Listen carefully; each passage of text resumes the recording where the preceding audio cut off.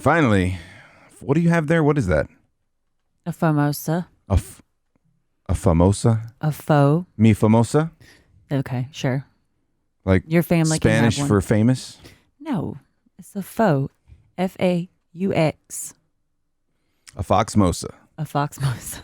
I like it. I really do. Do you? It's grapefruit. I tried to start the music. I know you did. Because don't cut me off. Don't cut me off. Then you give the countdown. Uno, dos, catorce.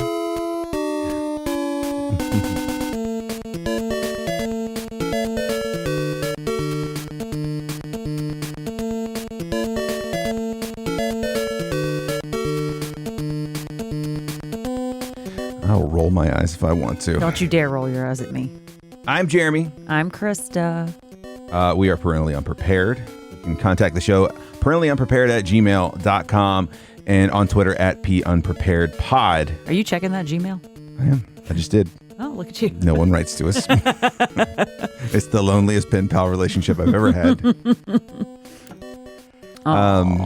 Everybody cry a tear. Sad Hulk music. All that noise. So, Fomosa, huh? Yeah. A Fox Mosa? Yeah. It's Sunday morning. Yeah. It's sort of Sunday afternoon, but it's still brunch time, right? It's brunch time. People still brunch at 1 p.m. I had waffles and bacon, and I needed what was like a mimosa. I needed bubbles and juice. That waffle maker's been awesome the past couple weekends. Yes. Man, I've been saving so much Waffle House money for this baby. We're in week 16. I was asking you today, actually, while we were eating waffles, I was like, are you looking forward to presenting your child Eggo waffles? Yes. You think Eggo waffles, like, I was thinking about it after we discussed it last night. Did we see a commercial? We saw something. Yeah, some. We saw a commercial for Eggos or something like that. And I was thinking, like, that is probably one of the more, I mean, outside of cereal, of course, one of the more iconic foods as a kid that I remember. Pop-Tarts too. Pop-Tarts are pretty iconic, but I think I made more meals out of Eggos over the years, even as an adult. I used to eat frozen Eggos. Like, I wouldn't even. What? I would just, like, as a snack, like as a kid, I'd just go get an Eggo and I'd just gnaw on it. I don't know why. Don't ask me why. How old were you? Maybe 7. I mean, it could be, well, I was going to say it could be a teething thing, but. No. How would I go to the fridge and get an Eggo if I were teething? I mean, if I don't know, maybe if you were losing baby teeth, but I guess that's older than that, right? When do you lose baby teeth? About 5 to 10. I think you lose them. We got our one friend's, their kid. I think both of her front teeth are missing right now. Yeah, she's like 6 or 7, yeah. Okay. How old is she? Oh, I feel like a bad friend now. A horrible friend. I know. It's not our kid. First grade. What's first grade? 6. Okay. So you were close. Yeah. But yeah, Eggos have to be one of those things that it's like ritual. Like at this point, Eggos came out when we were kids, I guess. Maybe. I don't know. Let's find out. I want to find out who can get there faster. Who can get there faster? Did Eggos 1953? Damn it. What? Okay, he got there faster. 1953 were Eggo waffles? Yeah, man. My mom ate Eggos. Why did I think? Because you think everything's novel to us. I think everything was invented for us from the early to mid 80s and on. Nothing. It was just stone. It was just stone tablets. Everybody that's asked me like how you're feeling about being a dad and stuff like that, I have responded with, he can't wait to teach her everything about the 80s. That has been my standard response. I was like, he wants to teach her about Ninja Turtles first and the 80s second. Ghostbusters maybe too. Yes. Probably more Ghostbusters than anything. Absolutely approve this message. Yes. Because I mean, we watched Beetlejuice the other night, and I was like, well, how do you think she needs to be before I watch Beetlejuice with her? God, old. I was really young when I watched that stuff. I was way really too young. So many jokes went over my head, and I didn't get them till I was like 30.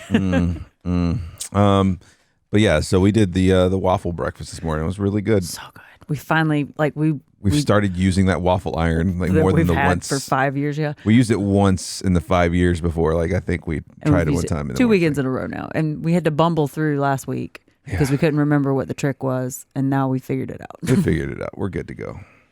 Yeah, I'm excited about waffles, and I'm excited about pancakes with smiley faces on them. And I'm excited I about. never had those. Oh man, I never had like. I'm excited about. I mean, I had pancakes, but I never had like. I'm gonna make a smile. My mom's just like, "Here's your pancakes. Go away."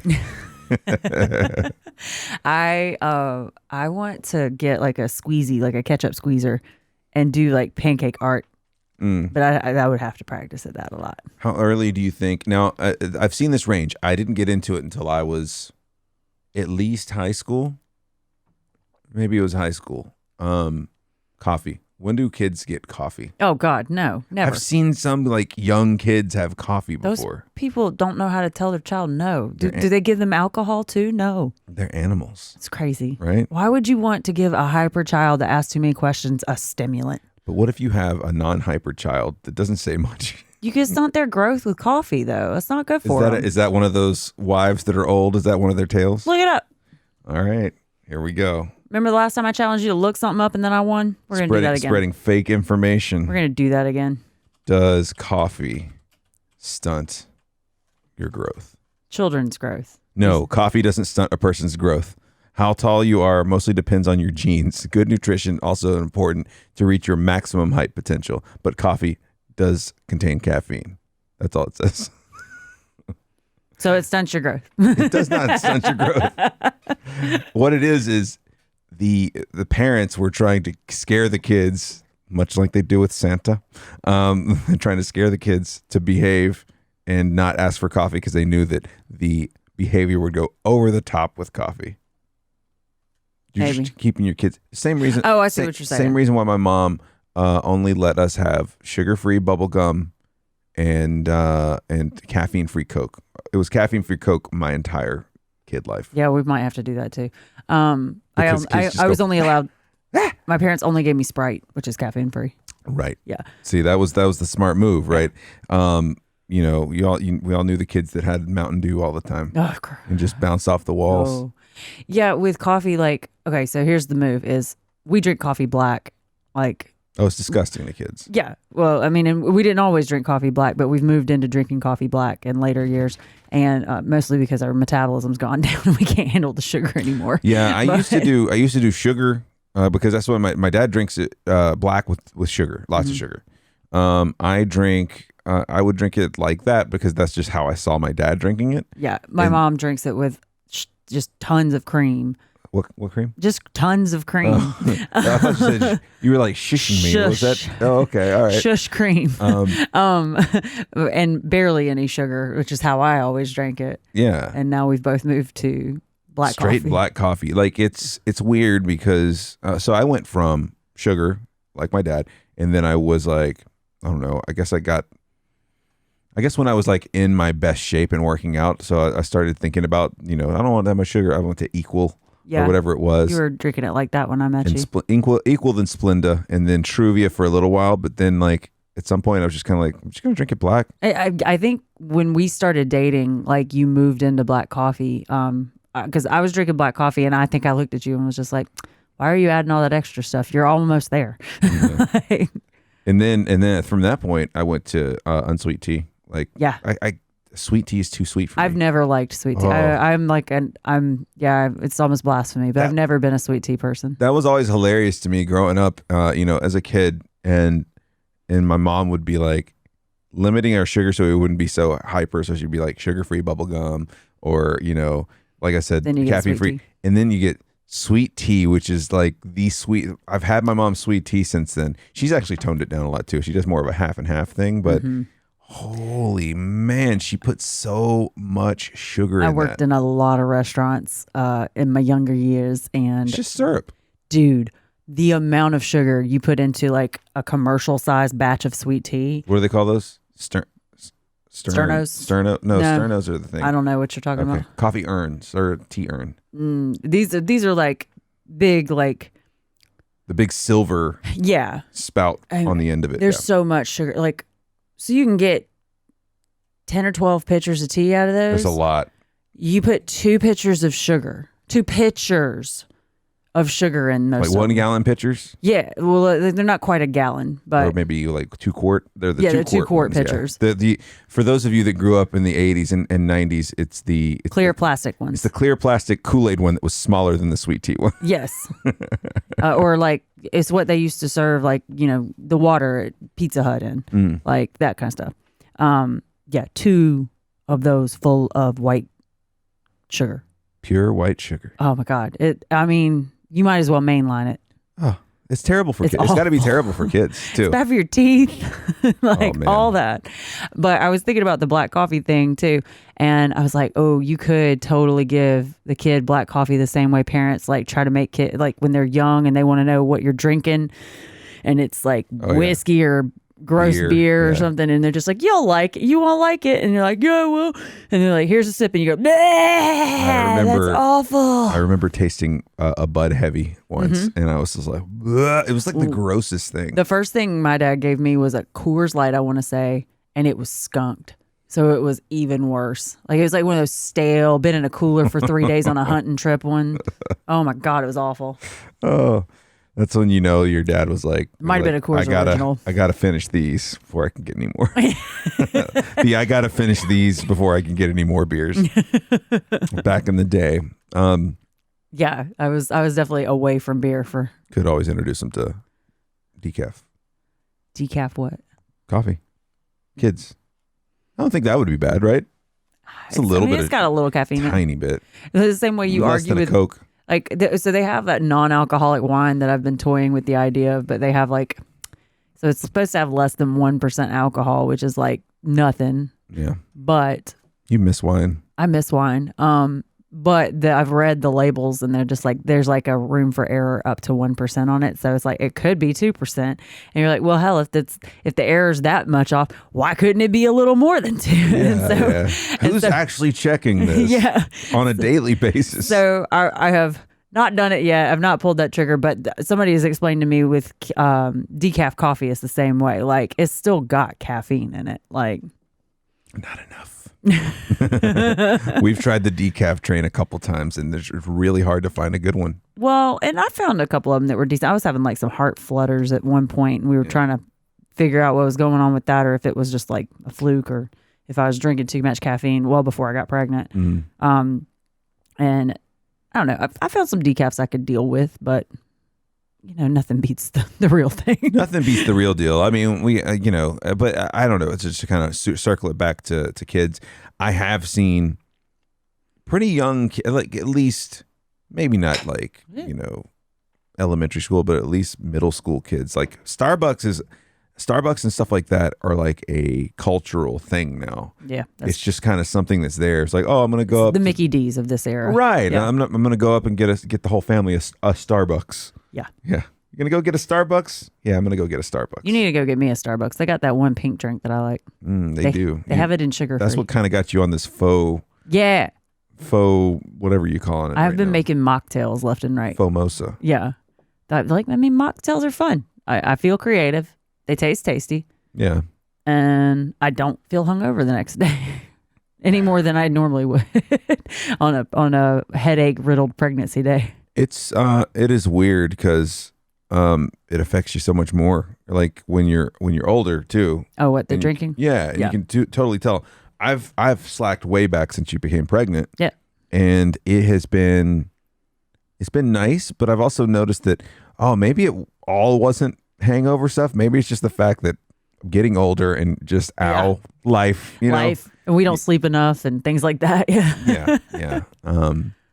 But yeah, it's hard for me to tell because I'm like, well, okay, I'm still getting headaches. I'm still exhausted. And obviously there's like a baby like growing inside me right now. So there's a lot of energy and resources being used up by my body for that. So I'm just like, all right, what is normal 36-year-old aches and pains, and what is I'm pregnant aches and pains? Well, yeah. And then you got to factor in too. You've got like pre-existing injuries from sports and stuff like that too. It's weird.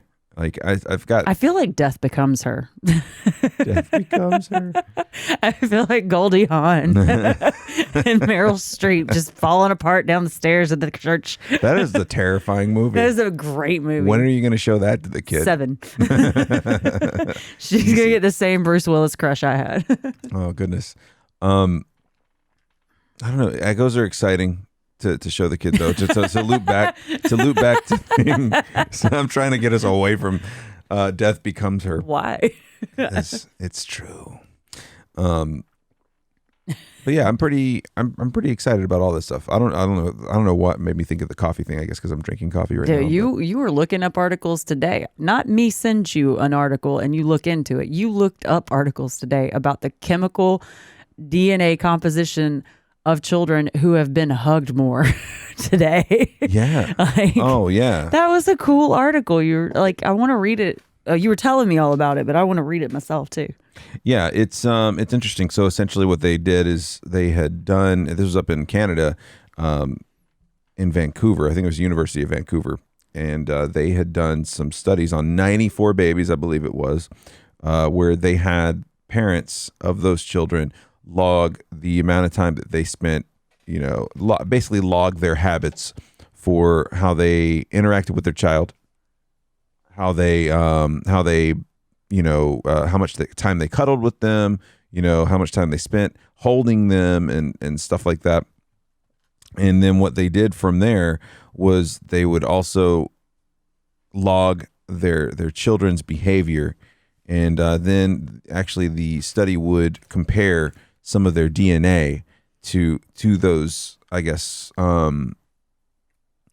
to those logs of how, I don't know, I'm losing my words here because I got distracted. What were you doing? Oh, the dog was pulling out dryer sheets, so I made sure she wasn't in I got you. anything else. But yeah, they would compare the kids that had more affection or more touching than the kids who didn't. And they found that some of the DNA, certain ones, I think they set up to 7 or 8 different DNA portions were more developed than the ones that got less touching. That's crazy. I mean, like, it makes sense, but at the same time, like, it's also weird and interesting. Mm. I don't know. Like, I do know. Can't wait to. She's like, I'm not putting this baby down. No, not at all. Ever. I'm gonna be. That's why helicopter parents are real, right? Like, they're good. It's good news, right? Be a helicopter parent. It's good for the kid.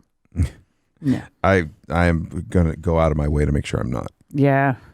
But then you can't care. You can't like not care. You can't be cool mom and dad. Do not ever be cool mom. You are not. Just be mom or dad. You can't not care. You got to hug them. You can't hug them too much. There's a lot. There's a lot to balance. There is. But I think that it's something that like a lot of people have figured out over time. And, you wouldn't be able to, you're not going to be able to be perfect at it. It's going to be a lot of trial and error and hopefully just not devastating error. You know what I'm saying? One of a girl I know that had a baby about a year and a half ago or so. Mm. She mentioned that Google was going to be our best friend, and she was like, "It's really like kind of more intuitive than you think. Google's going to be your best friend, and you just learn as you go." And then she was just like, "You're gonna be fine. Like, just don't worry about it." And I'm like, "That's a good way to be." I don't know if I can be that way, but I forget who I was talking to. Someone else said something similar where they're just kind of like, you just know when things are happening, you just know, okay, I need to comfort. It's the basics. It's like comfort the child that is upset or, address the tantrum, address the tantrum, go show them that there's no monster in the closet. Like, it's just stuff like that.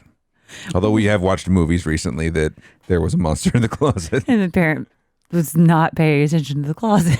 Yeah. Opened the door, turned around. There's nothing in there. Didn't even look. Monster Squad. Oh man. Was that Monster Squad? That was Monster Squad. Okay, I was trying to remember what movie. The mummy was in the closet. God, that was a good movie.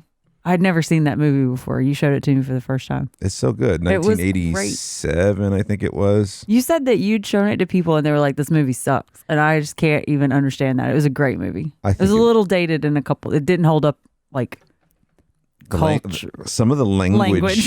Yeah. There's going to be some explanation of language. Which we were like, what can we fast forward through when we show this to our kids so we don't? There's one really rough portion. It's mostly at the beginning. It's mostly at the beginning, so be pretty easy to skip. But at the same time, that brought up a conversation that we had talked about after that was like, well, at what point do you start addressing when a kid, like, at what point do you start addressing, all right, there are bad words and there are really bad words. Yeah, like there are adult words, right, and then there are words no one should use.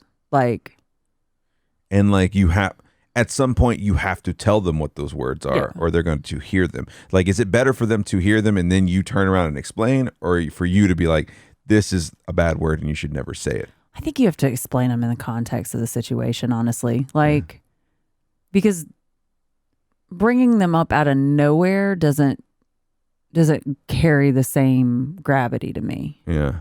I think, like, yeah, just sit down with your 3-year-old and be like, riding in the car with a kid in a car seat and be like, you know what word you shouldn't say ever? Just out of the blue. Yeah, and that's the thing is we do talk about a lot of what we're going to do with a little person on here, and I was telling you today, like, I keep not thinking about the stage that we're going to hit first, You're which mentally is fast forwarding through infancy. A lot. Yeah. Like, the first thing we're going to have is this little dependent baby, and super soft, super like vulnerable. Like, I've always been scared to hold babies too. Like, I have 2 much younger brothers than me. So they were babies when I was damn near an adult. And I was scared to hold them a lot. Like, I was scared to hold my some of my best friends have had kids. I was scared to hold their kid, you know. They're like, you want to hold it? And there's that like flutter in your stomach, like, I don't want to break the baby. Yeah, my best friend had a kid a little over 10 years ago, and I wanted to hold the kid because it's my best friend's child, and I was like, oh yeah, briefly, I'll hold her briefly. So I'm still like working through, okay, we're gonna have one of those. You're in charge of it. You're the one that has to cuddle it and hold it. Like, and I mean, this isn't one you can just be like, awesome, and hand it back. Well, I mean, and like the registry too, like we're skipping forward to cribs and playpens and stuff like that. And I'm like, oh, the first stage we're at is like swaddles and bassinets and like mittens to keep their little sharp fingernails from scratching their face and the teeny tiny things. Yeah. And it's like, it's hard to think about that stage because one, that's a pretty protected stage in the family unit. Yeah. So you don't see your friends go through that stage for much or for very long because it is short-lived. Like they grow so fast. So I'm like, I gotta remember this is what we have to do first. Like, and oh God, it's easy to get caught up in the when can I introduce you to Eggos and Beetlejuice? Yeah, like when is the small person that will be both of us gonna show up and have a personality versus, oh, we have to keep this thing alive. Like we have to take care of her and shield her and like make sure she has everything she needs. It isn't hungry and is changed and like all this stuff. Yeah. Like this is one big stage that I keep like not thinking about. And I'm like, okay, well I was looking at the What to Expect app and we're 24 weeks away. Yeah. So, I mean, we got a little time to consider all aspects. But I'm just like, whoa, I got to definitely start thinking about that one. Yeah. And I had a friend, I think last week. I mean, I haven't even been pregnant. We haven't known I was pregnant for even 10 weeks now. Yeah, just over 10 weeks. Sorry. So I forgot if I was talking to him on the phone or if I had actually, I don't know. Either way, they were saying, oh, it was my coworker who's got a daughter. And he was like, dude, it is the biggest indicator of how fast time passes. He's like, it just, next thing you know, they're doing something. You're like, wow, I remember when you couldn't do that. Yeah. And that makes time feel like it just zoomed by because, you know, let's just say, for instance, walking around, right? Uh-huh. Remember when you couldn't even turn over? Like, he's like, it's just the biggest indicator. It'll make time feel like it's flying by. Oh, great. Like, that's already doing that for me. It's easy to get ahead of ourselves and be like, oh, what's it going to be like with, you know, this or that? But yeah, we've got to figure out a way to mentally slow ourselves down. Well, I mean, and I was talking to my brother the other day because he's in college now, and he was just like, this feels like it's already passing by so fast. And I was like, dude, it only gets worse as you get older. Like there's been studies to show like as you age, time actually does progress faster in your brain. Like, and it's just the fact that you've got more things to think about and distract you, and so you don't realize time is passing? I think there's a lot of factors that I need to reread that study, but I think it's like, yes, you have many worries and concerns, and so therefore it feels like time's flying by. But I think also your early years are when you're learning everything, so you're like taking it all in and absorbing everything around you, whereas you've learned all that stuff when you're older, so your brain's not logging information it automatically knows anymore. Maybe that's why like certain people, and myself included, like to jump around hobbies so much, because it forces you to take the time to sit, because once you figure something out, it just becomes something you do. Yeah. You know? So that makes sense. Mm-hmm. That makes sense. I mean, it makes time feel slower if you're actually learning something. That's why school feels like it drags by, like stuff like that. Yeah. I don't ever want to go back to school. I don't care how fast time flies.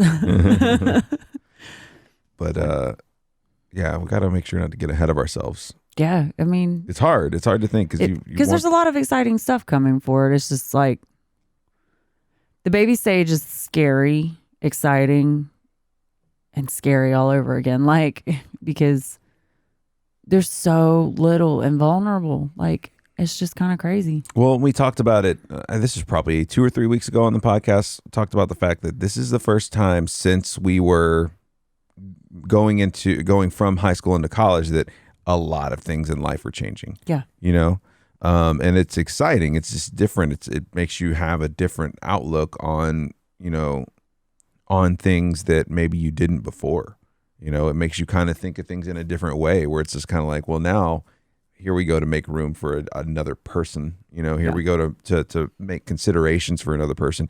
Now, when we're thinking about the vacations we want to take, there's a person involved in that, which is wild to think about. It is weird. Like I was going through, some photo albums and stuff of vacations, thinking about how fast time passes and stuff. Yeah, you made the mistake of cracking open the Facebook. Why'd you even have to bring it up? But I will give you credit. Say photo albums. I will give you credit. You were looking at your profile. Yeah, I just went through. You were going through and just having memories from your profile, which I think is the perfect reason for Facebook. It's the only reason. It's not, the reason it's become. But anyway, you were going through all that stuff. Yeah, and I saw trips we took like 5 years ago, and I was just like, oh, I want to go back there. I want to go, and saw a couple other things, and I was like, oh God, I can't wait till we can plan a trip to there. I've never been there, and then I was like, how easy will it be to take a little girl or a baby to New York City? How easy? I mean, and coronavirus aside, travel restrictions on a pandemic aside, right. Like. How easy will it be to take a toddler on a, transatlantic flight? Like, how easy will it be to take a toddler to the other side of the country? Like, I think our friends did it right, where they didn't put their kid didn't take her first plane ride until she was 6. Yeah, 6 or 7. Like it was. I think it's nice because at that point you can actually. I mean, there's always going to be cases where you can't help having to travel with your infant. If there's somewhere you got to travel to for a family thing or something like that, but if you can put it off long enough, I think it's beneficial, because at that point you can at least reason with them a little bit. Yeah, I mean, yeah, like there's a reasoning level. So it's the perfect age to take them to Disney World, because they can make memories and see it. Well, and babies' ears hurt with the pressure change, and they don't understand it, and that stinks for them. But again, like you said, sometimes you can't avoid it. Yeah, you can't stick a gum to a baby and tell it to chew. Yeah, to get its ears to clear. Not gonna work. Can't get tell it to hold its nose and blow. Right. Yeah, I mean, there's just a lot that's gonna change, and I'm excited about it. Yeah, I'm totally excited about it. Like, we've been together like for almost 10 years. Yeah. Like, we've known each other, traveled with each other, been together for a long time. So I think a lot of people we know that have kids hadn't been established in their routine like we have been for this long. So I think it's going to be a big adjustment. It is, but I think it's something that I look forward to. Yeah, I don't think we're going to have any trouble doing it. It's just going to be a huge adjustment. Yeah. Adjustment. Ashu sauce? I love Mosas ashu. is getting to me, yo. Yeah. Ashu's delicious. Adjudication. Sorry.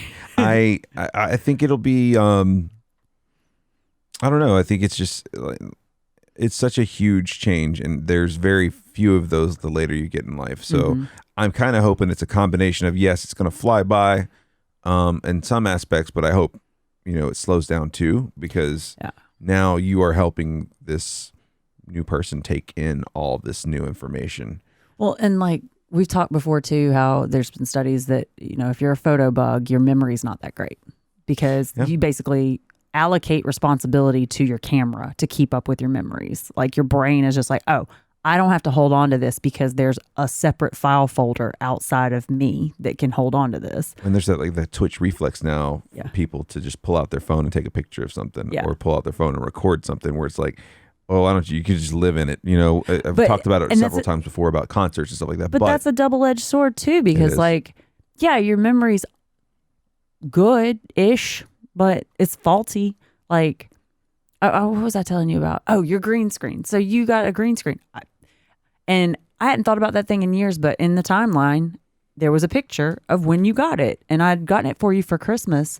And you were so excited about it that you beat me home that day and opened it well before Christmas. Right. And you were like, I bought that. And I was like, no, you didn't. I bought it for you as a present. And it's just like one of those things where I'm like, it's so funny because our memories do trick us. But in small ways, but some people big ways. But I mean, that's just a small one. But if you don't have photos, sometimes you can just be completely wrong for the rest of your life about the way you remember something. You can slowly change a true story to be embellished here, embellished there. I mean, and not even like intentionally or trying to lie or take credit or anything like that. It's just misremembering. Yeah, it's just not the way it happened. And so to me, it's a double-edged sword, because I want to remember things accurately. I want to document them for the kid to have eventually too. Like, because I don't have that many baby pictures of myself. Like, I don't have a lot of pictures when I was a kid. I've probably got more than some people, but I wish I had more. I wish I had home videos and things like that. So I want to live in the moment, but I want to have that stuff for her too. Yeah. So it's weird. Well, and we even talked about, and some of you can weigh in on this. You can write us parentallyunprepared@gmail.com or tweet to us at @unpreparedpod on Twitter.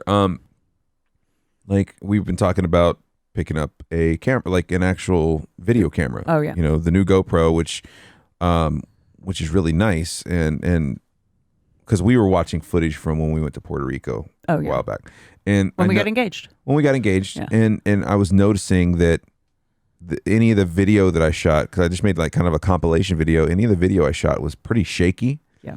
And the new GoPro like eliminates all that. I'm like, man, I'm kind of excited for that. Well, I mean, and the video you shot wasn't bad. It wasn't bad. It wasn't terrible. It was shaky. Noticeably shaky, but there were some spots where it's like, man, if that had been super smooth, it would have looked great. It was shaky to the point where okay, that was someone holding the camera. Yeah.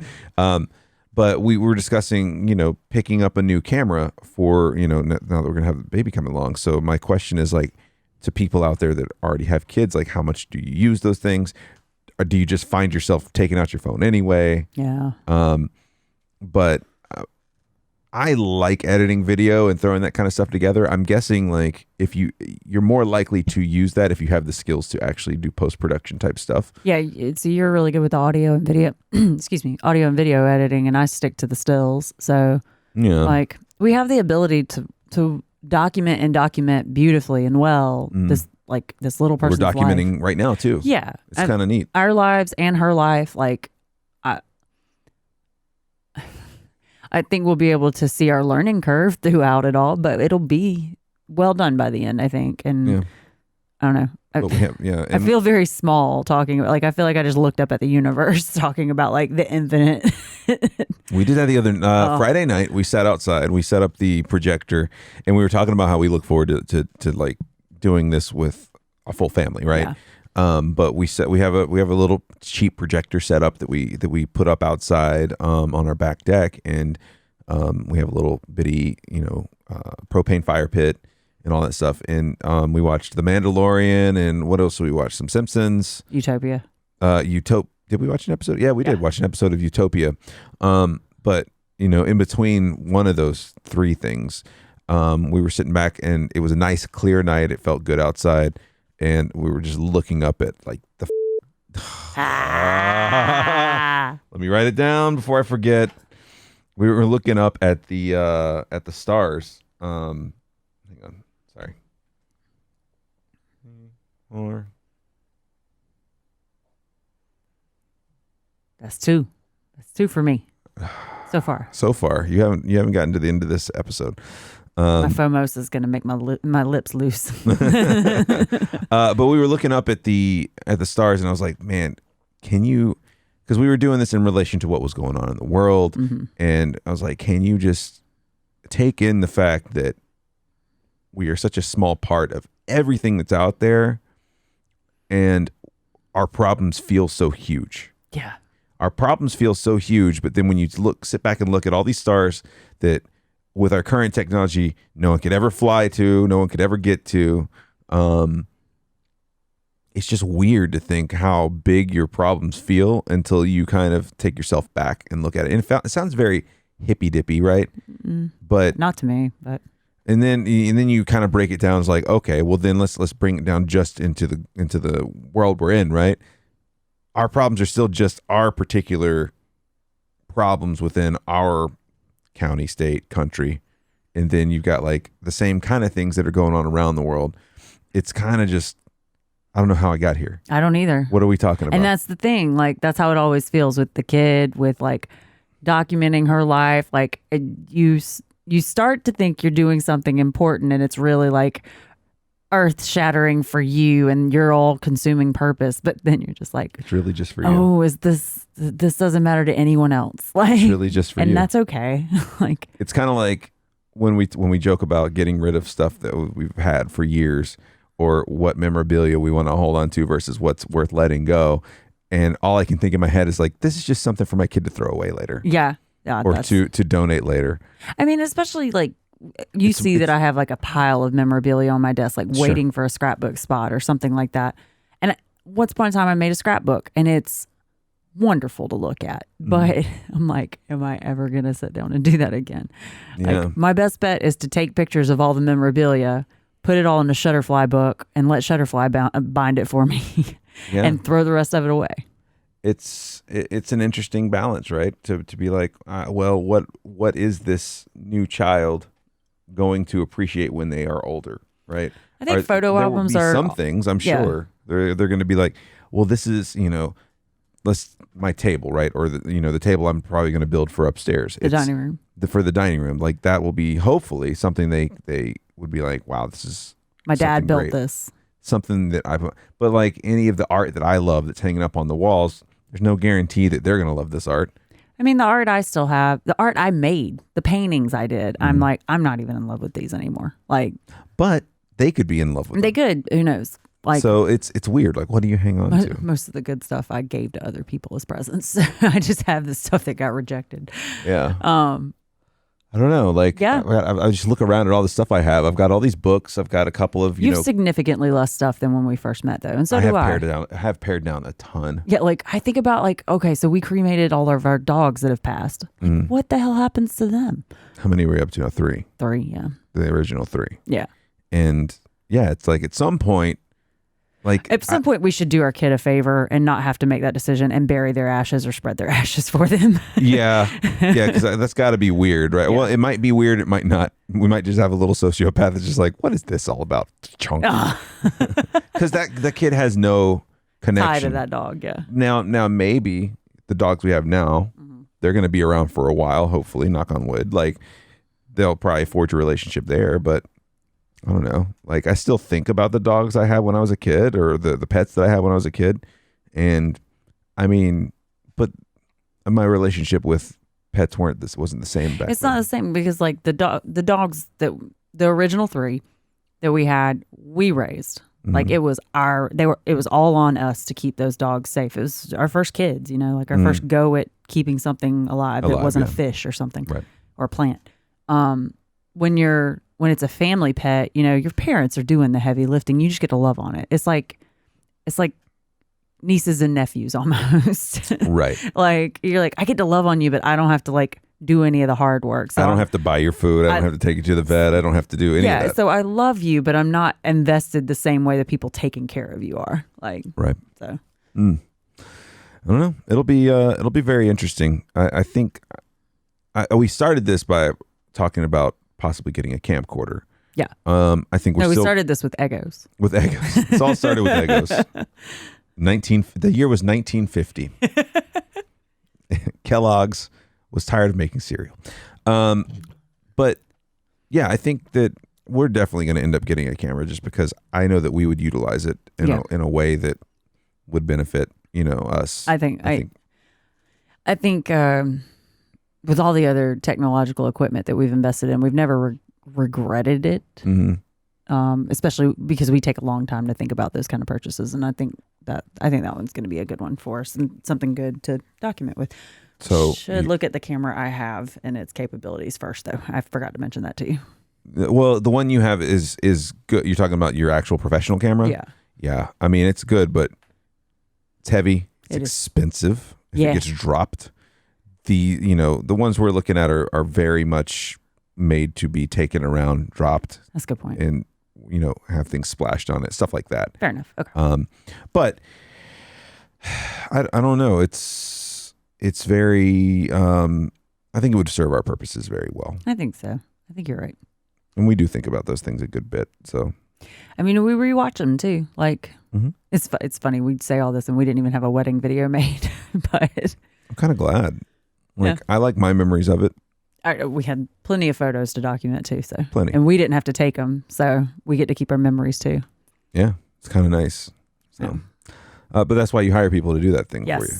You try to get people that, I mean, obviously that we knew the person that took our pictures, but that's why usually why you hire somebody from the outside, because they don't have an investment. Yeah. They can look at it from an outsider in on what the day looks like objectively. Mm-hmm. Mm-hmm. Yeah. And we've talked about too, since we found out we're having a girl too, like my side hustle hobby is like in the wedding field, and we're just like, oh my gosh. You looked at me and you were just like, so you're gonna want to have a big wedding? I was like, absolutely not. Absolutely not. I think for me, like any of those decisions, weddings. You were like, are you gonna push for her to have a big wedding? Right, right. Any of those decisions, weddings, college, career, like that is largely, I think that way too many of us have gone into a thing where, or we know people where it was like, no, I was pushed to go to college. Mm-hmm. I was told that that's my next progression. Like I have to do that. And I just don't feel like, I might feel different. I might eat my words later. That's kind of like the theme of this. You could call this podcast, I Might Eat My Words, but maybe you should subtitle it that. Friendly Unprepared, I Might Eat My Words. Yeah. But I think that it's very important to let any individual find what they like doing and let them go after it on their own, or just nurture it. Just be like, if you like that, then here's the possibility. Well, and at the same time, you can't let them be aimless and without direction at all. Stop talking about me. Stop talking about my life. I was an undecided major in college for 4 years. All right. I mean, like, you can't, I don't want her to feel lost as much as you can help somebody. Try not to feel lost, because I think everyone feels lost a lot in their lives and don't want to admit it. But I mean, we've talked about purpose a lot, like recently even. And I think instilling empathy and good character will help you find purpose regardless. But I think also just like you said, here are the options with the thing you're interested in is very important. Not just be like, I don't know, you do you. Because that makes you, well, the way you kind of put that out there, it kind of makes me think about my life and the fact that my parents were great. They've always been there for me. They've always loved me. I've never had trouble like reaching out to them and getting in touch with them. So I've always had a great relationship with them, but I did lack a sort of like directional push. Yeah, you know what I'm saying? So I think that led to me being, and I'm not putting this on them, because it does come down to the individual after a certain amount of time, but that led to me being like, I don't know what I want to do. I guess I'm going to try this. There's a lot of things that, I mean, we talk about a lot that our parents were so much younger than us when they had us, like a generation younger than us. They were never sitting around thinking like, how do we not raise a psychopath? They were like, how do we put food on the table? How do we keep the lights on? Right, right. It was a very different concern. I'm not worried about the lights. I'm not worried about a roof now. I'm worried about like, we have the luxury of worrying about what type of person she'll be. And they had the luxury of trying to keep us alive and well fed. Right. It's that fine balance of, I want to be able to influence the good things, you know what I'm saying, but not influence them to the point where I'm trying to mold the person into what I want them to be. Yeah.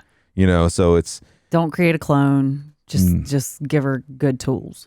Which kind of brings us to, and we don't get political on this podcast at all, but like it kind of brings us to this week, right? It kind of brings us to like, well, we don't get political. Let's talk about this. No, I don't want to get into the details of it, but it's a very important thing because things are really divided right now. So like how you present yourself, whether you're trying to influence your kid or not, we know parents with kids that they're not like turning around and being like, hey kid, this is what you need to believe.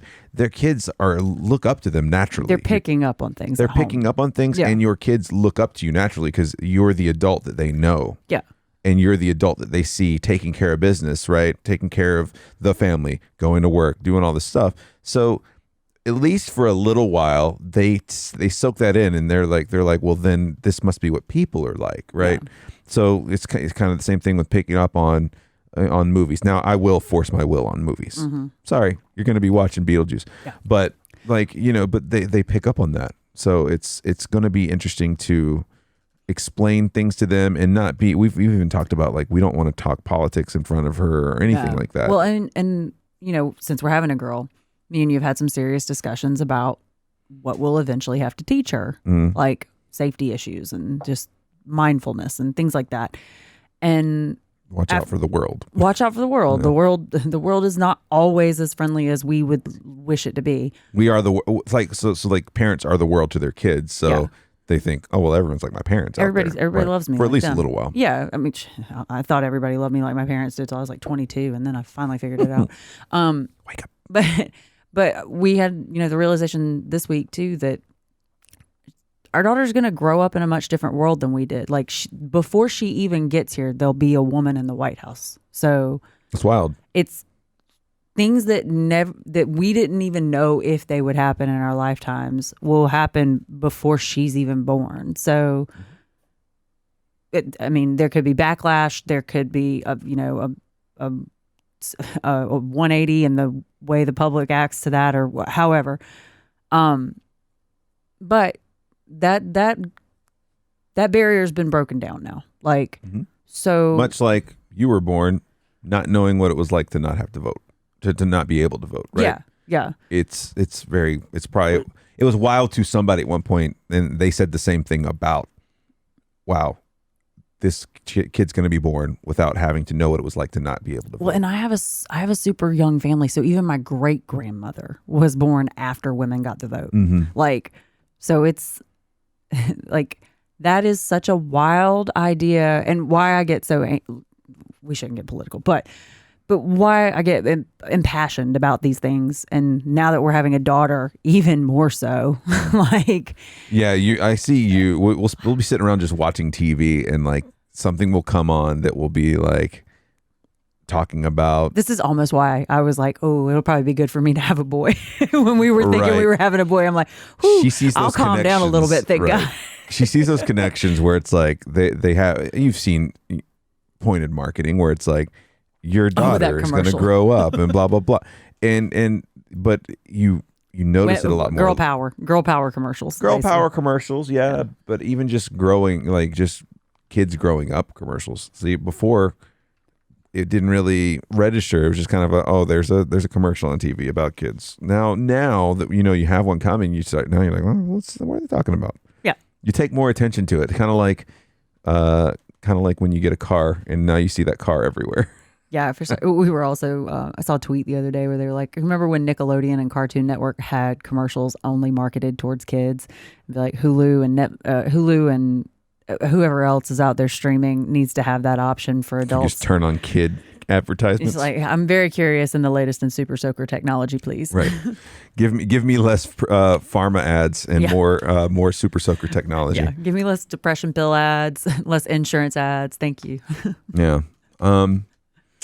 But yeah, it's something to think about. Like, it's going to be a different world for her to grow up in. And that kind of stuff, like, not to even get into the politics of it, but that kind of stuff can, regardless of what side you fall on, can influence a child, because they are still a personality when they come out, right? Yeah. They still are going to have their own quirks and all this stuff, but they're still learning a lot just from observing. I think within our lifetime, like the first woman to get on the Supreme Court happened.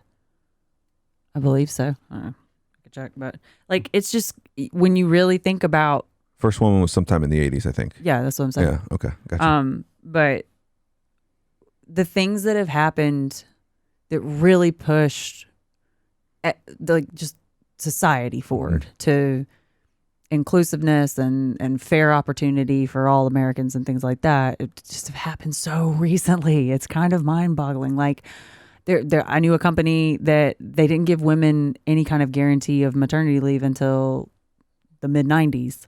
Like, and that wasn't paid maternity leave. It was just, you can keep your job. You can keep your job safe for X amount of time. And that's only because FMLA came into play. And it's just like, wow, like, think about that. Me and you were alive when women could still lose their job for getting pregnant. Yeah. Like, it's just. Or wouldn't get hired for a job when they were pregnant. Or if they were looking to start a family. Like, you could still ask that stuff on applications. Like, and it's going to be a much different world for her. It's wild, the world we grew up in. Like, if you sit and think about it, all the things we now enjoy as like luxuries, like we were saying, and rights, like, they're not luxuries, they should be rights, but compared to what our parents faced, like, it's night and day. We had a lot and we should be fighting for more for our kids. Like, so yeah, we'll continue to, but I am so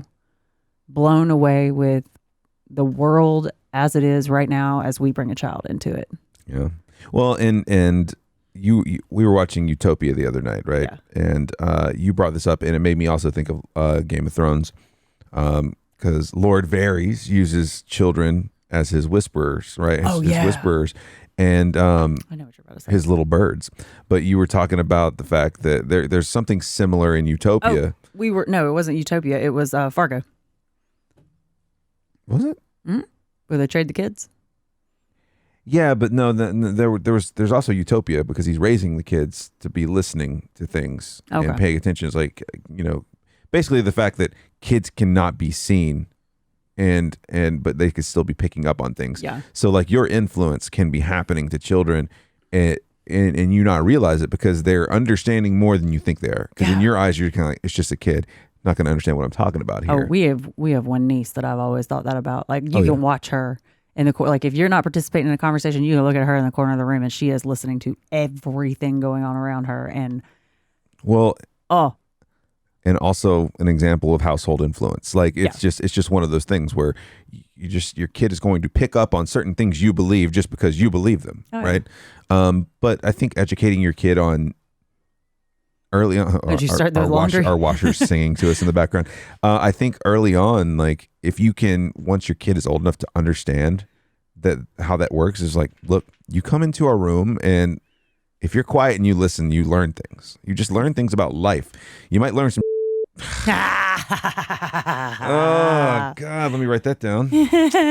You might learn some things that maybe you don't understand what's going on, but later you will. It's wild, because people just let their guard down around kids for some reason. Yeah, they think of them as it's kind of like not important or not smart, and it's like, no, they're just little humans. Like, and you might know this. I didn't work in the service industry, but like, people just let conversation fly around a waiter or a waitress, like, easy, because it's just I don't know this person. They're just working here, so there's no way that they're paying attention to what I'm doing. You've seen it like during the pandemic where people will walk in and like to an empty like Starbucks. I heard a story about that, and they were like, they took their mask off, and they're like, we really want you to wear your mask while you're in the store, and they're like, why? Nobody's here, and it's like, I'm here. A human is talking to you, telling you this. Right. Like, yeah. There's it's kind of wild, right? There's a lot that flies at dinner tables and bars. Yeah, for sure. And people bring their kids to those dinners, and they're just like, oh, the kid's looking at a phone. They're not listening. They're listening too. Like, they are multitasking. Well, we watched that little mini documentary about the directors of The Mandalorian, and Bryce Dallas Howard. Yeah. Right? The hell did you say her name?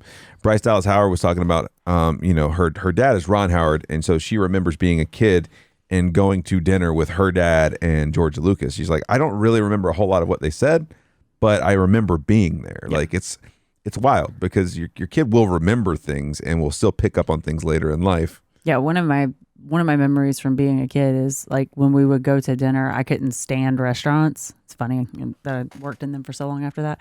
I couldn't stand to like just be cooped up in a restaurant. So I would read a book, or my mom's pet peeve, I would try to sleep at the table. I'd try to curl up in the corner of the booth and just go to sleep. And she'd be like, get up. And I'd be like, but I'm tired. She's like, you're not tired. You just are bored. You need to learn some manners. Wake up and be bored with us. Yeah, pretty much. It's amazing how because I'm thinking about it too. I enjoyed going out to eat because we rarely did it when I was a kid. But I can see where it's like, I've seen where my nieces or something like that, they are so bored because they have to sit in one place the whole time. Yeah. And so like conversation doesn't excite them, so it's just kind of like they just want to go play. I mean, and you're not a lot of people aren't asking the kids any questions at these dinner tables either. Like it's a chance to catch up with adults you haven't seen in a while. Right. Like, so I get both. I understand both. Yeah. I understand both. Well, I feel like we've rambled a good bit. What are we expecting here in week 16? What do we have? We have an avocado. An avocado? An avocado. I want some avocado toast now. We have some. We have some avocados upstairs.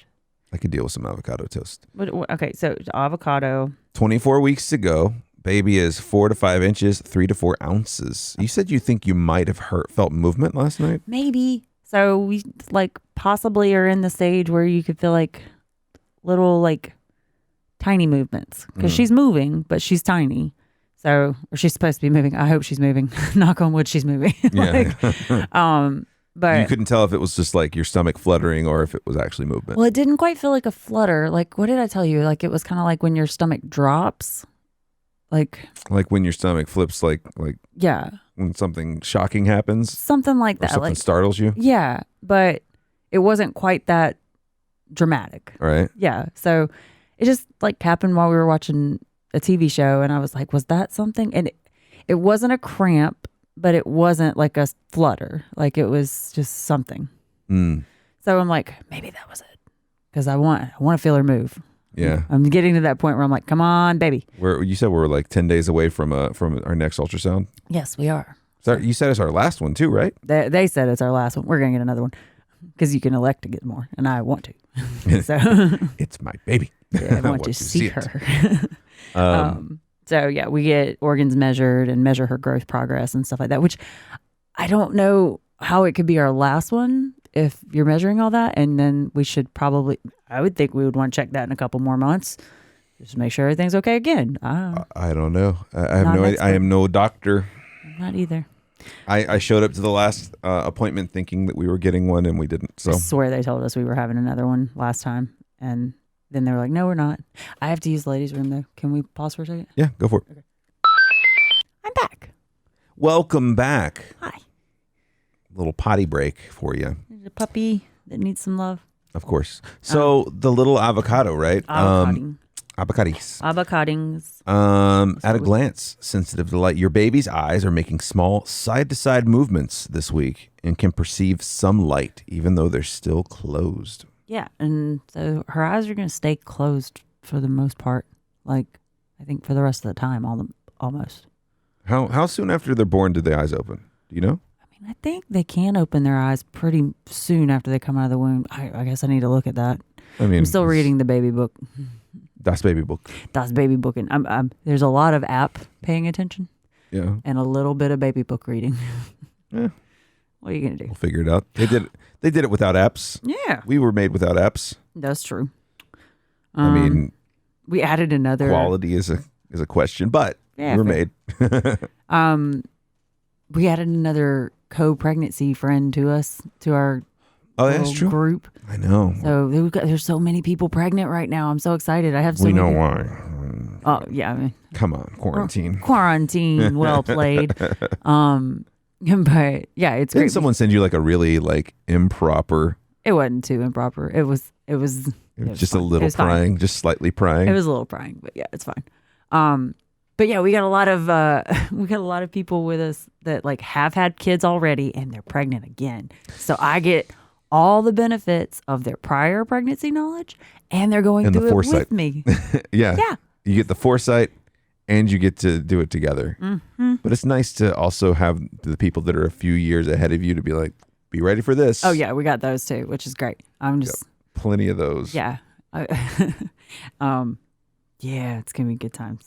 The sucking reflex, that thumb sucking habit of many newborns may have already begun at 16 weeks. Babies may be able to make sucking motions, so they could be sucking their thumb by now, which is wild. Self-soothing. Self-soothing. Yes. No pacifier yet. Yeah. So I was reading something about pacifiers the other day where people were saying like it could be bad for their orthodontics and all this. I've heard this too. Bunch of bad things about pacifiers apparently, and everybody's like, yeah, wait till you get your screaming baby home and act like you're not going to use a pacifier if that's the only thing that helps them. I was apparently very pacifier heavy as a kid. I don't know if I was. Like I wasn't a big thumb sucker, thankfully. To the point where my mom had to trick me, not trick me, but she was actually pretty clever. I don't know who taught her this or if she just tried it out. I got to the point where I didn't want to be without it. So she was like, okay, well, when you're not using it, put it in this drawer and go get it when you want it. And she said within 2 or 3 weeks, I had forgotten about it altogether. Yeah, that makes sense. It's kind of interesting. Yeah. Like out of sight, out of mind kind of played the trick on me. Yeah. More than anything else. We got to teach. I think it's really important to teach kids like where to put their things too. Like one, safety tripping hazards. When kids have as much stuff as they do, like can't be everywhere. But two, it like just picturing stepping on a Lego is all I can think about. Yeah. I mean, it teaches them responsibility. It teaches them like, just memory skills too. Like they start to kind of map out their space, right, like in their own heads. I don't know. I think it's super useful. So I'd like to teach my dogs to put their things back too. But strong heart. Baby to be's circulatory system is now up and beginning to run. In fact, her heart can pump about 25 quarts of blood a day. So wild. That's so wild. Insane. How many quarts of blood are in a normal human body, a non-pregnant person? Well, it just means blood passing. I know. Right? But I'm just thinking like. How many quarts? I don't know. Stuff we should know. Again, Google just being our brain for us. Yeah, that's okay. How many quarts of blood are in a human body? For a 100-pound, 5-foot female, the estimate is 3.5 liters or 3.7 quarts. So I got like 9 quarts in me right now. The normal range for the human is estimated at 5 to 6 quarts. Yeah, it's a lot of blood. So I probably got like 9 quarts in me right now. Yeah, because your blood increased, right? Yeah, like 50%. Whoa, that's a lot of blood. Mm-hmm.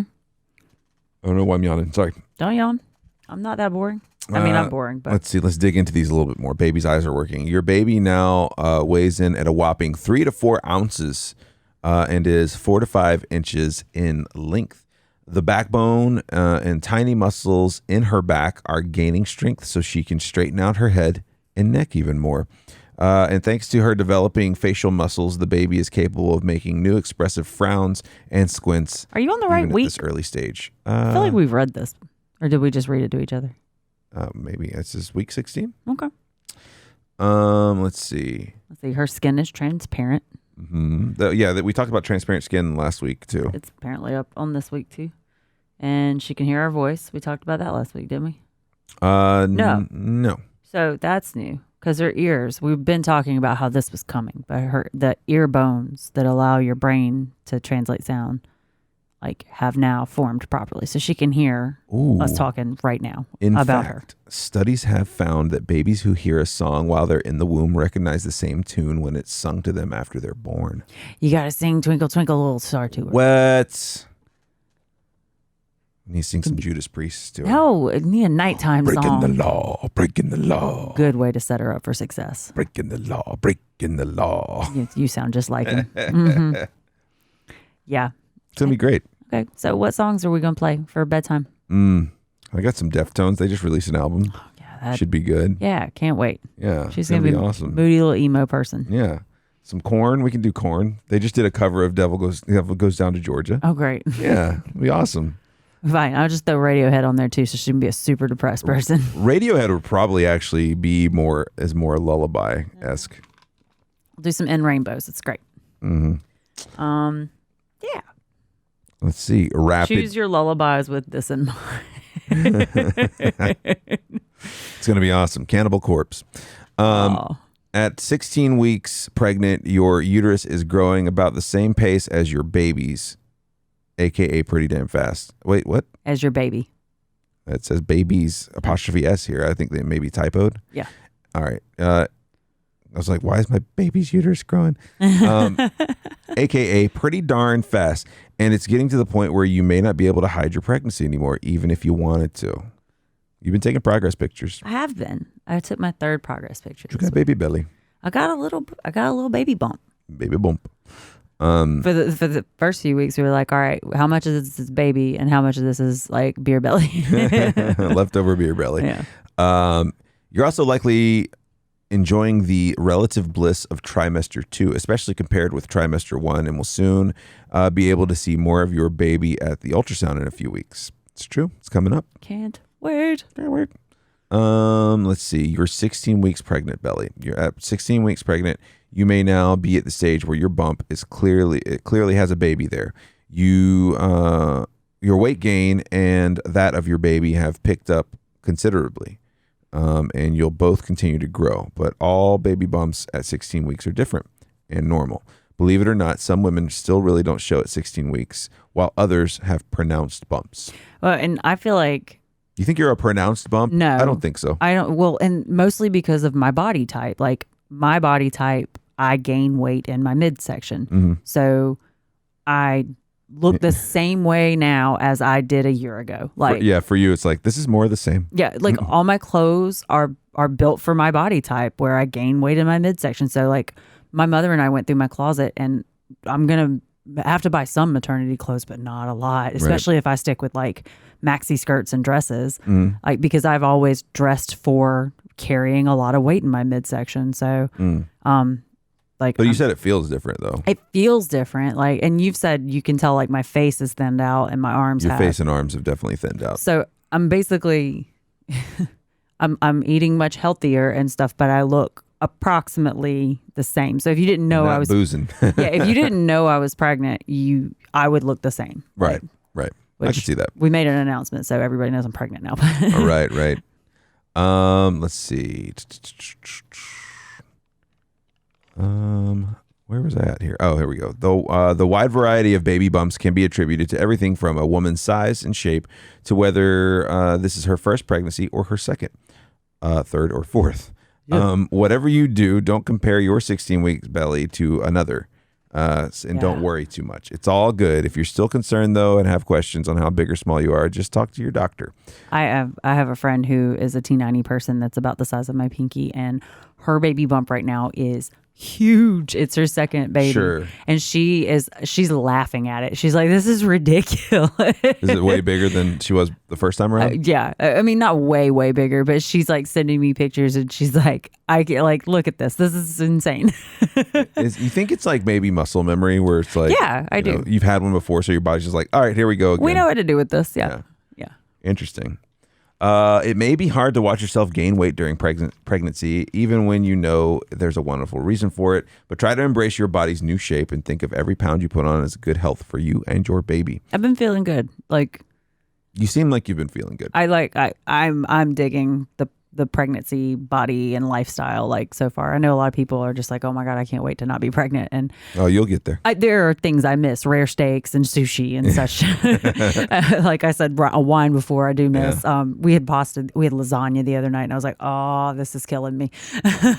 But I like, there are so many things about this that I'm really enjoying. Like I've read a lot of people were just like, I really loved being pregnant because it was a time where I could like eat what I wanted, of course, but like embrace what were flaws to me before because it was like me growing my child, like nurturing my child. And it takes a certain amount of the edge off yeah. of how you feel about your body. Yeah, it really does. So, you know, besides all the excitement about what is to come, and we talked about it last night, like it's really weird. This person that we're preparing for that like we're getting ready to welcome as like our family, like us building our family, this little person we're looking forward to loving so much is like living in my stomach right now. Yeah. Like that's so weird if you think about it. It's very odd. It's very odd. I'm just like, she's in there baking. Yeah. Wow. It's kind of crazy to think about it that way. As long as you eat right during pregnancy, minimize junk and maximize nutrient-dense foods, get regular exercise, something we need to do. Mm-hmm. You'll be fine in the long run. Remember, every woman is different and gains and loses weight during pregnancy at her own pace. One way to show you're changing shape, some love this week, and feel better about yourself in the process, buy a garment or accessory that makes you feel pretty in your new size. And don't forget to buy underwear that fits. I did that.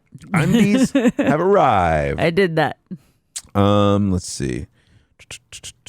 Nasal congestion. Your uterus is not the only thing that's starting to swell. You can also, so can the membranes of your nose. All the pregnancy hormones circulating in your body, which are also increasing blood flow. The result of that is your nose probably already knows. Pregnancy congestion is possible. I'm not laughing at the joke. I'm laughing at your groan. And even nosebleeds. So yeah, I'm having congestion pretty much every morning. So. Unfortunately, the stuffiness will only get worse, may only get worse as your pregnancy progresses. But your practitioner will probably prescribe any medications or antihistamine nasal sprays to help clear things up. But do ask if she recommends something else instead. Or probably not prescribe. I'm sorry, I said that wrong. She will probably not prescribe that to you. Yeah, we got to get some, distilled water so we can do the neti pot thing. Well, you got the neti pot thing. You can safely use saline sprays so that that Neil's Med, whatever that thing is, the squeeze bottle. Nasal drips, especially if the congestion takes a turn for the truly uncomfortable. A humidifier in your room and a little petroleum jelly dabbed under your nose may also help you overcome dryness associated with any congestion. I think they mean Vicks, not petroleum jelly. Yeah, maybe so, but no. I guess they're just talking about how like you can get that dry skin around the outside from blowing of the nose. Your nose so much, from rubbing your nose too much. So far, it's been okay. Like I've woken up congested, but like by the time I've gotten up and walked around, and had some water, it's usually gone. But I'm like, it's also the fall when my allergies already kick up. So we'll see. Continued breast growth. Feeling overwhelmed by your ever-growing breasts? Don't worry. After giving birth and weaning, if you choose to breastfeed, they should return to their normal size pre-pregnancy. Damn. Do they have to? Can I ask for them to stay? That's one thing I haven't talked about, how excited about pregnancy I am. Something particularly that we've been paying attention to, backaches. As your belly gets bigger, your lower back curves more than usual to accommodate the load, resulting in strained back muscles. Great. Try to soothe these sore muscles by getting a prenatal massage, which we can't do because it's a pandemic. Pandemic, right? Yep. Even from your partner. Okay, so we can do it even though there's a pandemic. Please and thank you, sir. And taking warm bath or shower. Yeah, I actually put some, so we don't have bath stoppers in our house because no one here takes a bath, but I actually put some on the Amazon list. Who bathes? For the next time we make an Amazon order, I've got bath stoppers on there. So that's going to happen because I do not take baths. I take showers almost exclusively, but I will say some of the body aches that have been coming about, I'm like, I want a bath. I want to just soak in a warm bathtub. And I haven't had that like urge since like playing sports. Right. Do you want the tips for this week before we get out of here? All right, here's your tips for this week. Prevent varicose veins. Varicose veins during pregnancy are relatively common, usually painless and harmless. Another occupational hazard of a mom-to-be. Don't worry, after delivery, they'll shrink along with the rest of you. For prevention, don't stand in one position for too long. Stretches and elevate your feet when you sit. Yoga, son. Throw your feet up. Let's do some baby yoga. Try a humidifier. We talked about that earlier to help with your nose. Check your hands. Noticing skin changes on your hands. For redness on palms, on the palms of your hands, sit tight. This condition disappears after you give birth. Definitely check in with a doctor to make sure it's normal. I don't have that. Well, aren't swollen hands also preeclampsia? Yeah, swollen hands and feet, preeclampsia. My hands are all right now. Yeah. I need to do my nails, but they look normal. You were trying not to chew your nails last night. Oh, I don't know why. I just wanted to bite every one of them off last night. Maybe I had too much sugar. We ate cookies. I made chocolate chip cookies last night. Cookies and Sour Patch Kids. And Sour Patch Kids. And pizza. And I had a popsicle. Yeah, you went off. Last night was a go off night. Tonight, there's going to be veggies involved. Let's see. Choose soups. No matter the season, soups make a great midday meal. They can be hearty as you want. Play well with others. We're looking at you sandwiches, and can be filled with protein and fiber. Eat them cold, eat them hot. Make a double batch so you can freeze some for another time. Dude, vegetable soup sounds real good right now. You should make some. What you do in the big crock pot, and then you could freeze some of it and get some peas and some okra and some maters. And we might have a good bit of that up there already. I don't think we have any frozen okra or peas, but there's our friend who sent us flowers for getting pregnant. She had a really good, and I made it for a while. She had a really good. I don't think it was like almost like a Fiesta bean soup. I've had that from her. Yeah, it's like corn, rotel, and it's like a mixture of beans, some black beans and pinto beans. It was really simple. Like in for when we were in college, it was just open a few cans, pour it in there. There was no meat involved, and then you add a little bit of something to make it as spicy as you want. So if you want to add red, cayenne pepper, if you want to add hot sauce, I would add hot sauce to it. Well, and we've been talking about too for like a couple months before the baby gets here, starting to prep some frozen dishes. Like we need to start that list. Casseroles and soups and chili and lasagna pans and veggie lasagna pans and enchiladas and just things. Things you could put in those like big serving like tinfoil pans and just pull out, freeze them. Throw in the oven. Yeah, or pull out and put in the crock pot and turn it on and forget about it until like you're done with 4 hours or whatever. Chicken and dumplings are good for that too. Chicken and dumplings don't freeze well, do they? Yeah. Okay. Well, yeah. Talk to your mom. But yeah, I was thinking like we have a lot of soup recipes we already have like that we freeze on a yearly. We usually have like a bunch of friends over for a big soup thing. And any leftovers we just freeze and gumbo. Eat. Yeah, gumbo's a good one. But my dad has an awesome like veggie soup recipe, and he normally throws chicken in it. I think I've had his veggie soup. It's so over rice good. too is really good. Yeah, it's so good. So I'm gonna hit him up and get that recipe. I think he'll gladly send it over. I'm sure. Oh yeah, he loves to share his recipes. Let's see. Last two. Choose good calories. Listen up and smile. Oh gosh, I really don't like their wording. You get an extra 100 to 200 calories a day for every half hour of strenuous exercise, but choose the calories wisely. Pick nutrient-rich foods that won't undo the benefits of all your hard work. So much for that chocolate bar you're about to reach for, and that power bar isn't much better. Instead, go for a smoothie or a granola yogurt parfait. Some apple slices smeared with peanut butter or almond butter. Or can we go make that after we're done recording? Actually, yeah, we can actually. I want apple and peanut butter. Or whole grain crackers and cheese. Go for greens. That's the last one. Make a habit of having a salad or grilled veggies or sautéed leafy greens such as spinach. What is escarole? It's escarole. It's a leafy green. Okay. Or broccoli as a side. Lentil bean or vegetable soups. There you go. Yeah. Are also great choices. Oh, I've got a lentil curry soup too that I made on just as a empty the pantry meal one time, and it stuck. Yeah, it was actually really good. Did you put any meat in that? Nope. Oh, okay. There's lots of onion and garlic and curry. Same goes for tomato-based broths and chowders. Avoid bisques and other cream soups unless they're made with milk or yogurt in lieu of heavy cream and butter. Bowl, not happening. Sorry. Bowl hockey. I'm going lobster bisque, man. I want it. Week 16. That's where we're at. You ready? I'm glad you went through some of those pointers. I usually don't go to the tips. I think we'll start going to the tips at the end now. Well, maybe. Tips for you this week. The good nutrition stuff's always good to remember. We've been doing good on keeping avocado and yogurt in the diet, and I was doing really good with veggies for a while. I need to get back. We need to circle back. That. We've gotten some junk in the mix so far. We got zucchini in the last grocery order, didn't we? I think so. Yeah. I'm gonna go put some nutritional yeast on that. I will say my favorite tip / trick that we have started doing during this pregnancy, if it's offered in your area, is something like a click list / grocery pickup type situation. So Kroger's are very big chains, so it might be near you, but I think a lot of other big chains do this as well. I think Publix does it. They don't do the same. Do it the same way. Oh, okay. I don't think so. Ours doesn't. Oh, okay. But you can go onto their app. You can build. It's a good way to also keep a running grocery list. But you can basically build your list of things you want. They've got their entire inventory, and she's doing it right now.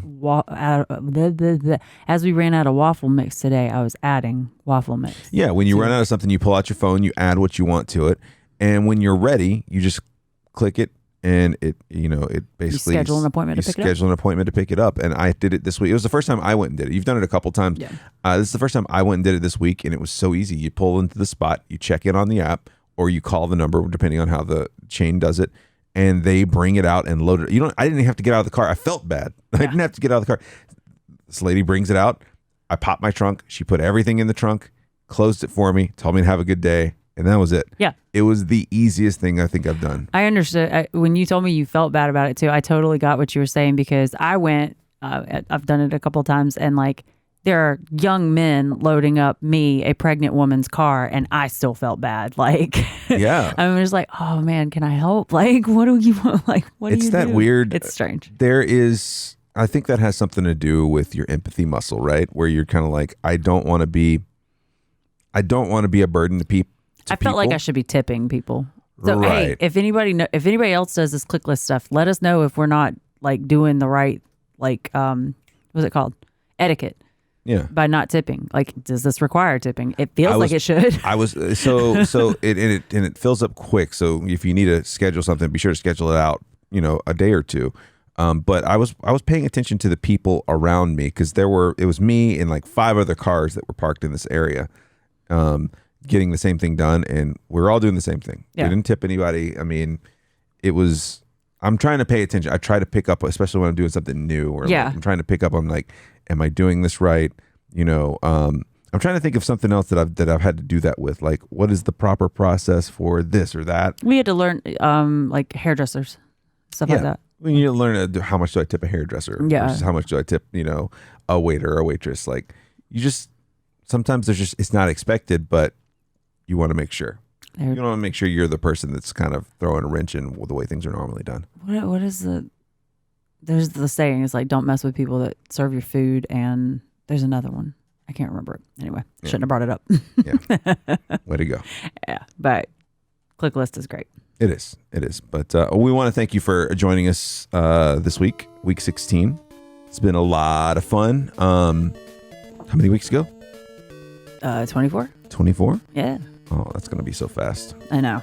Before you know it, we're going to be at 24 weeks. Oh, we've got so much to do. So much. We've got stuff to do, but I think it's very manageable. We'll get it done. We'll get there. And even if it doesn't get done in time, it'll get done by brute force. The world will impose its will on us. We'll make do until it gets done. Yeah. Absolutely. You guys can reach out to us, parentallyunprepared@gmail.com if you want to. And then if you're a Twitter person, we're on Twitter @punpreparedpod. Sound good? Yeah. All right. You guys take it easy. We'll see you next week. Stay safe out there. Bye.